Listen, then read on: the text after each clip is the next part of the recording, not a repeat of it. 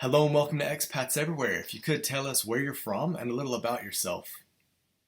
Hi, I'm Felicia. I'm from Munich, Germany, and I'm currently in Cincinnati, Ohio. I've been living here off and on for 4 years now. Yeah, and I'm currently a full-time video creator. Awesome. Well, what countries have you worked in? I've only worked in Germany and the US so far. Okay, and in the US, you're currently working as a freelance, right? Self-employed, yeah. Self-employed, right. What kinds of jobs are available, especially for English-speaking expats? Overall, I would say a lot of different jobs, but mostly the jobs where the companies or the institutions can't fill the position with someone who's an American citizen. A lot of the people that I've met here work for German companies, like the Germans that I've met here. So like they were sent over. They already worked for the company back in their home country, and they were sent over by the company. Lots of people work in academia or as teachers or something like that. Yeah, so I'd say like the more educated jobs are mostly what's available for foreigners. Okay, well, and you got your start in the US as a student, so you were first on a Mhm. student visa, and then you won the green card lottery. Could you tell Right. us a little bit about that? What's that like? To win the green card lottery. Yeah. Yeah, that's just a pretty big luck. I participated in it the first time, so I submitted my application in 2017. The lottery is only open for, I think, a few weeks every year. I think about a month is what the entry period is long. Every fall, you can submit your application, and it's really not too complicated. You really just need to, it takes like 10 minutes. You really just need to fill out a form, and you need to be eligible, which means that you need to be born in an eligible country, and then you need a certain amount of education, but it's really just a 12-year high school education or an equivalent of work experience, and then like things like no criminal record and things like that. So I did that, and then half a year later you find out if you were picked or not. So then in May 2018 I found out that I was picked, and then it takes another like almost a year and a half for everything to be processed. Right. And if you guys want more information about this, Felicia has an awesome video about this on her channel. So we're going to put the link in the description below. So if you guys want to check that out, feel free to do so. You're going to learn kind of the whole process from her point of view. What does a typical day look like for you at your job? Because you don't have a traditional job, you're a content creator. So what does a typical Yeah. day look like? Well, I mean, I feel like it's kind of similar for a lot of people right now during COVID. Obviously, in the US, everything's still pretty different. We haven't really gone back to normal yet. Yeah, I'd say I'm just like at home most of the time. I live with roommates in a house, and I have my own room, and I have an office. So I sit down on my computer and check whatever I need to do during that day. So on some days, I actually prepare new videos, and then when I prepare them, I usually write down a script almost, and then I record them, and then I edit them, which takes like a long time. Like one video usually takes about 20 hours, so that gets stretched out over several days. But then I also like deal with social media. There are so many platforms, Patreon. I upload new content on there. I'm in touch with all of my viewers. Yeah, so it's different every day. I get up whenever I want to. I usually stay up pretty late because I get really creative at night. Um, some days I just take off because I usually don't take off the weekends because that's usually when I upload videos. So it's honestly fairly chaotic. Hmm. But the nice thing is I can just decide every day almost what I want to do that day or what I think the priority is that day. Can you tell us a bit about how much people can expect to earn? Not necessarily as a content creator, but just in general amongst your friends. How much should someone expect to earn being in their mid-20s? I mean, honestly, that's really depends on where you are in the US. Hmm. In Cincinnati, it's very different than in California, for example, or let's say Chicago or San Francisco or New York City, obviously all of those places. I have a lot of friends who work in like computer sciences, engineering, so they definitely earn about, and they're like in their mid 20s, like a year or 2 years out of college. They earn about like 70, 80,000 a year. Lots of other people in education or other occupations maybe make like 40,000 a year or something like that. So it really varies depending on your field. In Cincinnati, it's definitely a lot less than it would be in other places of the US just because the cost of living isn't as high. Okay, sure. Well, you gave us kind of a range there, so let's kind of hit in the middle of that and go with 55,000. So if you're making 55,000, is that enough to live in Cincinnati? And what kind of lifestyle can you live? I would say it's definitely enough. Kind of depends on what kind of lifestyle you want to live. I personally don't really spend a whole bunch of money, but compared to Munich, which is like the only other city that I've lived in for several years, so that's like the only other city that I can really compare it with. You can definitely live a way better lifestyle because Munich, for example, is a very expensive city in Germany and in Europe. In Cincinnati, gas isn't expensive, housing isn't too expensive.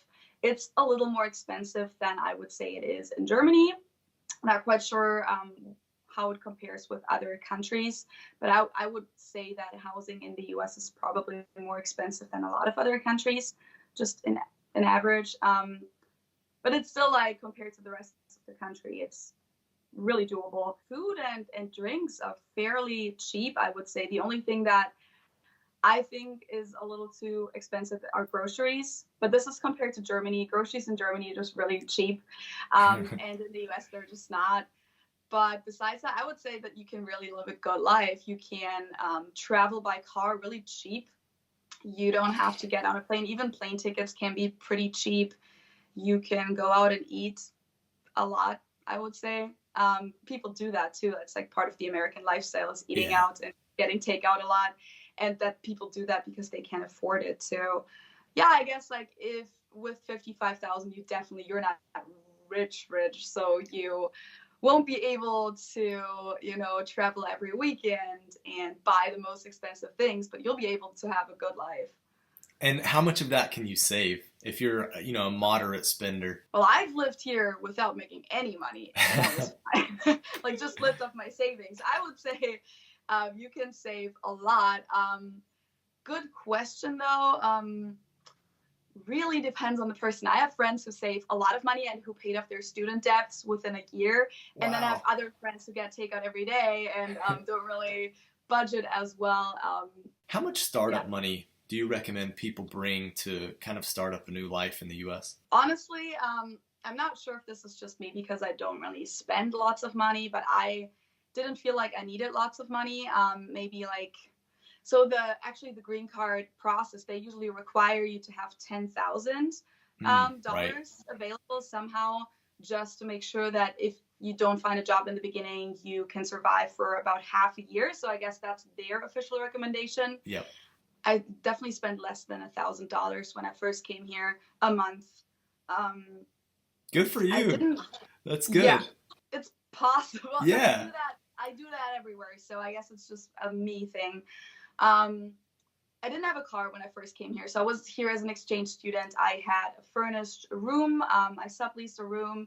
I only got like a few essentials like hair dryer, a few electric products that I couldn't bring from Germany. I think I bought a mattress and some bedding. Yeah, just a few things. I didn't really buy a whole lot of new things. And then it's really just the cost of living. Yeah. So if you obviously come here and want to buy a house, then that's a different story. Yeah. And if you're used to a certain standard of living, then that's a different story too. But I was 22 when I first came here. And I always say that if anyone's familiar with how much it costs to live in Munich, it was about the same for me because housing was cheaper than in Munich. Groceries were more expensive than in Munich. Eating out was a little cheaper than in Munich, but I did it more because once you're abroad, culturally, and you want to meet people, just like go socialize a little bit more in the beginning, which you should too. It's a big recommendation. So I always say it was about the same for me. It didn't really make a difference. The only extra cost that I would say I had was like the few things that I bought and like the plane ticket, obviously. Okay. So you touched on a couple of things that you packed there. So that is a perfect transition into my next Mhm. question, which is how should someone pack to move there? And what's the weather like? Specifically the Cincinnati, Ohio area. We're not going to talk about the whole country because that varies Right. too much. Yeah. So I really came here with just 2 suitcases in the beginning, Hmm. and it's kind of stayed like that. Every time I came back to Germany and then came back to the US, I think I always brought 2 suitcases. But basically, I just packed 2 suitcases with like the most important clothing that I had. I was here from August through December the first time. So I really had like the summer, fall, and winter season that I needed to be prepared for. So just brought like my summer clothes, winter clothes, and then I think I brought, not even sure if I brought so like a lot of things besides clothes. Yeah, I think I brought mainly clothes, and then like, oh, and I brought a power, what's it called? Power adapter? Not adapter, but like the not an extension cord, but like a power strip. Oh, Is okay. that what it's called? Sure. Hmm. Like with several, like a German one, so that I would only need one adapter. That's also a big recommendation if you move somewhere else. Instead of having 20 different adapters for all of your devices and your chargers, instead I would bring a power strip from your own country so that you just have to plug that one in, and then you can plug everything else Pro into the, tip. Great pro yeah. tip. Love it. Thank you for that. Yeah. That's So awesome. that I actually still to this day have a German charger for my laptop, and people always ask me, why did you get an American charger? And I've just been too lazy because it doesn't really make a difference at my home because I still have my German outlets here. Are there any Yeah. things that you can't find in Cincinnati, Ohio that you recommend people should bring? So someone told me before I came here to bring German tampons as a woman. And actually still, I don't bring them anymore, but I just buy the German brand, I guess, or like the European brand, OB on Amazon, because a lot of the tampon products compared to Europe, in my opinion, just kind of suck and are very overpriced and very wasteful. Besides that, I just brought like an extra credit card. So if you don't have a credit card and you move to the US, definitely get one, and definitely try to make sure to have several cards, because one of the cards, if it's a foreign one, may not work in the beginning, or you may lose one and you're kind of screwed without plastic in the US. If you can, bring some like dairy products or something because they suck. But like no, that's not a really recommendation because you can't really do that and import food very easily. Okay. Besides that, you can really in the US you can get everything basically Okay. Good. if you look for it. Well, let's change gears here and let's talk about safety. Is it safe there, and do you feel safe on a personal level? Um, yeah, definitely not nearly as safe as in Germany. Mm. Cincinnati is also a pretty violent country within the US. If you go to a more rural area, it's not going to be as bad, but there's just a few cities that are fairly dangerous, and Cincinnati's one of them. So when I first came here, I had a 5-minute walk from campus to the place where I stayed at, and it was a safe area that I walked through, like by all the fraternities and sororities. Like there was nothing sketchy around that area, but people still told me that as soon as it got dark, because I had like a night class that ended around, I think, 9 p.m., people told me I can't walk home. Like Mm. Americans told me, hey, you need to get an Uber or a night ride, which is what the university provided for you. I was like, it's a 5-minute walk. Can I please just walk home? Can you just relax? And Americans, I want to say, do exaggerate a little bit. You can walk and people just don't do it. But it's definitely possible. And I've done it a lot and nothing's ever happened. But they do make you feel unsafe. And then like there are things like shootings and robberies everywhere. There were several shootings, not shootings, but active shooter situations on campus when I was first here. I even had a friend who was robbed with a gun to his head while I was here. So I did get a pepper spray. Let's say that. I'd never had a pepper spray before that. Mm. But I still, like, you just need to know which areas are safe and are not so safe. And I still personally do walk, and I like to walk. And I think a lot of Americans just kind of exaggerate with how dangerous things really are. If you know which area to walk through, and if Sure. you're aware of your surroundings, you're fine, but it's not as safe as in Germany. Right. No, I would totally agree with that. 100%. So how do you meet people and what can you do for fun? You can do anything for fun. Like the US is the country of opportunities. You can really do anything if you look for it. In Cincinnati, if you think about like outdoor activities, it is pretty hilly here, so you can even do mountain biking and stuff like that. You can't really do skiing in the winter or anything like that, but you can do kayaking, you can do all kinds of outdoor activities, I would say. And then obviously there's like museums, movie theaters, bars, yeah, just lots of social life. Usually, not currently, but during normal times, there's lots of social life, so you can really do anything. Yeah, I would always recommend to get involved in something, get involved in clubs, organizations. When I first came here, obviously I was a student, so you're already kind of involved in the college life. Yep. Look for whatever your hobby is and see if there's other people who have an organization for that. Yeah, even as an expat, as a young professional, I would recommend to go on Facebook or other social media platforms or apps where you can meet people and just join a book club or whatever, like a mountain biking group or something like that. Just join different groups. And I also always tell people, because someone told me that before I first came here, especially in the beginning, say yes to everything. And that was a really great advice. Like, even if you're exhausted, because it is exhausting to move somewhere new, don't say no to new opportunities. If someone invites you to hang out with their friends, say yes. And you can always not be friends with them afterwards if it's not a match. Yeah. But just make sure to meet as many people as possible in the beginning. Cool. I love that advice. Yeah. Well, I definitely want to ask you this question because I think that you could have a hot take on it. So how's the healthcare, and would you feel comfortable getting a procedure done in the U.S.? Yeah, I would definitely feel comfortable with that. The healthcare itself, I would say, is good. Just the insurance system is like different. So like things are generally overpriced in the U.S. Like healthcare is overpriced from my perspective as a German. I agree. But the service that you do get when you go to the doctor is usually really good. They take way more time than they do in Germany, for example. And they really try to take care of you. That's my experience, at least. I haven't really had a lot of experience with that. I haven't really been sick, luckily. But I would definitely feel comfortable getting a procedure done, yes. Cool. Do you think that Cincinnati, Ohio is a good travel hub? Why or why not? Honestly, I would say it's better for living, not so much for traveling. You're well connected just by car to a lot of places. You can also fly to a lot of places. You're close enough to the East Coast.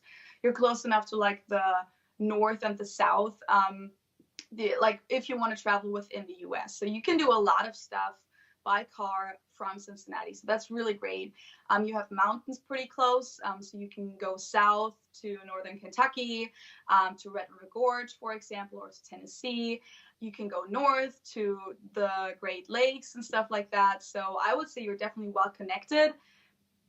But within Cincinnati, you won't find a lot of backpackers or people traveling through or anything like that. But if you want to go somewhere else from here, definitely possible. And there's also a few bus connections. Okay. Well, before we wrap up and talk about the pros and cons of living there, I do want to just highlight your ridiculously awesome YouTube channel. So if you could tell our viewers about your awesome YouTube channel. Well, I started that about a year and a half after I first came here. And it's a YouTube channel about German American culture differences, pretty much. I have a background before I came to the US. I worked in radio and TV and just media in general a lot. And then when I was here, I didn't really do that anymore, mainly because I was a full-time student. So I missed that. But then I also found myself talking about the culture differences nonstop and language differences and all kinds of, topics that you suddenly talk about when you live abroad. And I decided to just kind of summarize my experience in videos about different topics so that I wouldn't have to repeat myself over and over again, because you do get the same questions from people a lot. And yes. So then I was just like, okay, here are my two main points about how education is different in Germany and the US. And for the rest, just go watch my video because I summarized everything perfectly in there. So it was kind of like for me a way to just get things out of my system, summarize them once, and also have fun with like editing and stuff like that. And it's kind of grown a lot, which obviously I didn't plan for. I just did it. Yes, it has. Myself. Yeah, and now I currently do that full time. It wasn't really a plan for me. It just kind of happened with COVID. People watched more YouTube, and now I just embraced that opportunity. Yeah, so if you haven't checked it out, feel free to check it out. It's German Girl in America. Awesome. Yeah, you guys need to check it out. So let's wrap up here. Can you tell us what are the pros and cons of living in Cincinnati, Ohio? The pros are definitely it's not too expensive. It's way more exciting than people think. A lot of people, even from the U.S., think that Ohio in general and Cincinnati are the worst cities, the worst places in the world. It's really boring, and it's really not. You can find everything here, and in my opinion, it's a beautiful city. And for me, coming from a big city, it has the perfect size. I wasn't really looking to live in a major city in the U.S., which also is way more expensive, by the way. But I was really excited to have a city that has all the perks of a city, but it's still small enough to get around pretty quickly and to also feel like you know the city within a short amount of time. I don't feel like a stranger here. I think I didn't feel like a stranger here after just half a year. So I would say those are definitely the perks. The cons, it's a good question. I mean, obviously, if you look for like a big city vibe, you do not get that here as much. You're kind of surrounded by a lot of rural areas that, depending on where you are in the political spectrum, are more conservative, so that depending on where you go out in the suburbs and what kind of people you meet, you may not agree with them and a lot of things. Honestly, I can't really think of a whole lot of cons. The one thing that I didn't answer earlier, the weather, it's really humid here. So I didn't actually explain the weather here, but you have winters, you have snow, you have hot summers. But the summers are really long and humid, and sometimes it's a little bit too much. So maybe that could be a con. But besides that, can't really think of anything, honestly. I don't think I would be here otherwise. Nice. Well, yeah. Felicia, if people want to get in touch with you, how can they do that? You can check out my Instagram, German Girl in America. It's German_girl, etc. And just DM me on there if you want to, or you can email me at Feli from Germany @gmail.com. So it's FELI from Germany @gmail.com. Awesome. Well, all those links are going to be in the description section, so you guys can check that out if you want to get in touch with her. We really recommend you going and checking out her channel if you're interested in German-American cultural differences, or you're a German looking to move to America. Thank you guys so much for watching. If you haven't done already, please hit the subscribe button and continue to help us grow. Thank you so much, German Girl in America. Thank you.